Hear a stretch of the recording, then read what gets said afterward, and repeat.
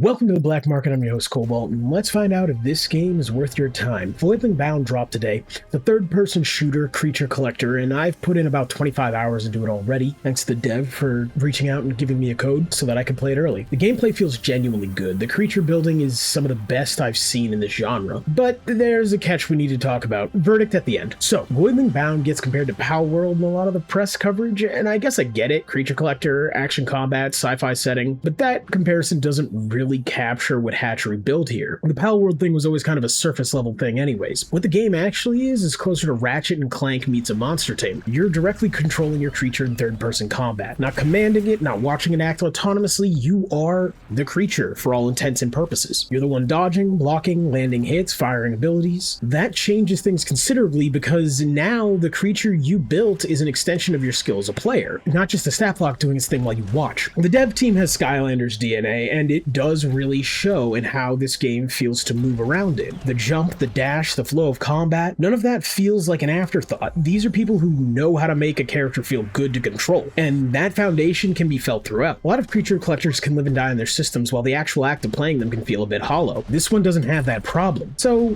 first we're going to go over the customization systems, and this is where the game put most of its ambition. I want to spend some time here because I think people are going to sleep on how awesome it actually is. Every Voidling evolves along branching paths, each having at least 31 different forms. The path you choose changes their elemental alignment, moveset, and how they look. Some Voidlings even have secret forms you can only find through getting eggs. These forms give the Voidling an entirely different element that you can't naturally evolve them into. That alone would be fine. But then you layer in the gene system. You can collect genes from Voidlings you've encountered and use them to craft new ones that combine traits from multiple sources. So you're not just picking a path, you're engineering the outcome. The creature at the end of the process has your fingerprints all over it in a way that most monster tamers never achieve. That creature could just be something that you and only you have built. Take Small Man Smash Toys here. He has the primary attack from the hidden variant of his species, the passive from entirely different species, along with the coloring and eyes from yet another species. And so far, he's probably one of the favorite things I have made in this game. That's good design.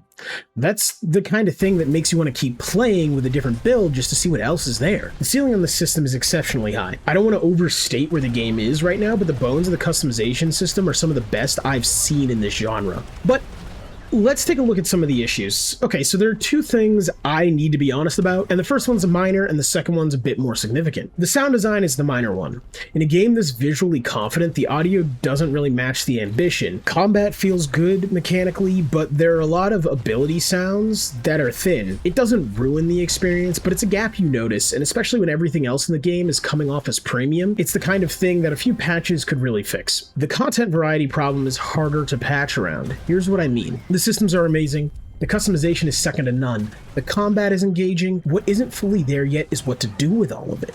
Right now, there are two mission types with slight variations within: corruption cleansing and survival. There's technically a third with the endgame abyss, but that's really a combination of the previous two within one run. Corruption cleansing sees you navigating through a fairly linear level of cleansing the land of these black pustules and returning it to its former glory, ultimately culminating in a boss fight. Then there's the survival. This one is more of a simple arena-based combat where you dispatch waves of enemies. The abyss is the endgame activity where you take on levels either cleansing, simple platforming, or survivals with increasingly difficult waves, and it's seemingly endless. The mode provides another progression system too, in the form of catalysts, essentially gear that can be equipped to Voidlings to provide substantial stat boosts. However, even with this, the levels start to feel similar. The activities available thin out faster than the progression does, and that's a real tension because the whole reason creature building is compelling is that it's supposed to interact with increasingly complex challenges. While the challenge may keep pace since the abyss scales, it's the complexity that's stagnant, and how powerful and varied your builds can be is amazing, but you're kind of just building into, well, a void. This isn't a broken game. It's a game that launched with more depth in its systems than the breadth of its content. Those two things haven't caught up to each other yet. It's clearly a content situation, not a design flaw, but you should know that before you spend your money. Who is this for and who it isn't? The game launched today, no user reviews yet, but I have 25 hours in it, so let me tell you what I actually think. If you're someone who gets joy out of the act of building something like I do, The process of engineering a creature, finding the right gene combination, testing a build theory, and seeing it work, if that loop is compelling to you on its own terms, then you're going to have a great time here. The customization system gives you enough to dig into that the thin content isn't going to matter as much because you'll be making your own problems to solve. The game is for people who loved the creature stage in Spore or breeding in Pokemon. If you need the game to throw enough at you that your build actually has to work for it, if you need the complexity to validate the systems, it might just frustrate you right now. There's multiple difficulty levels, but that doesn't add different activities. The content variety just isn't there yet to stress test everything the customization system is capable of. Pushing the abyss is the only way, and getting to the higher levels of that can just take a long time. The sound design thing I mentioned is annoying, but it won't make you stop playing. The content thing might, depending on what kind of player you are. Voidling Bound is out today. The price is $25. The gameplay feels good. The monster customization is genuinely one of the better takes on creature building I've seen in this genre, and I play a lot of monster tamers. The creature designs have personality, and the direct control system gives your builds meaning in a way that most collectors miss entirely. This team knows what they're doing. The content isn't fully there yet. Activities run thin before the systems do. Sound design leaves a bit to be desired.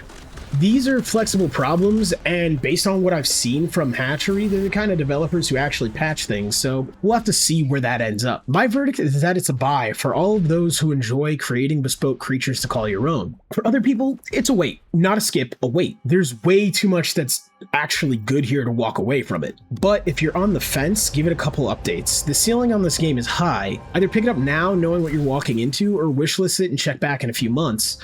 Both calls are reasonable. I personally have enjoyed all of my 25 hours and am still putting more time into the game. But I also like to tinker with my creatures and make the best things I possibly can. Anyways, guys, if you made it this far in the video, a like and a sub would be greatly appreciated. I'm trying to grow the channel right now, and every little bit helps. Be sure to hit that notification bell so you don't miss my next video. I stream on Wednesdays, Thursdays, Fridays, and Saturdays, so feel free to stop by and say hi. As always, I'll be back later with another video. Peace out. And a special thanks to all our members for supporting the channel. You guys are what allows me to keep making these videos and doing what I love, so thank you.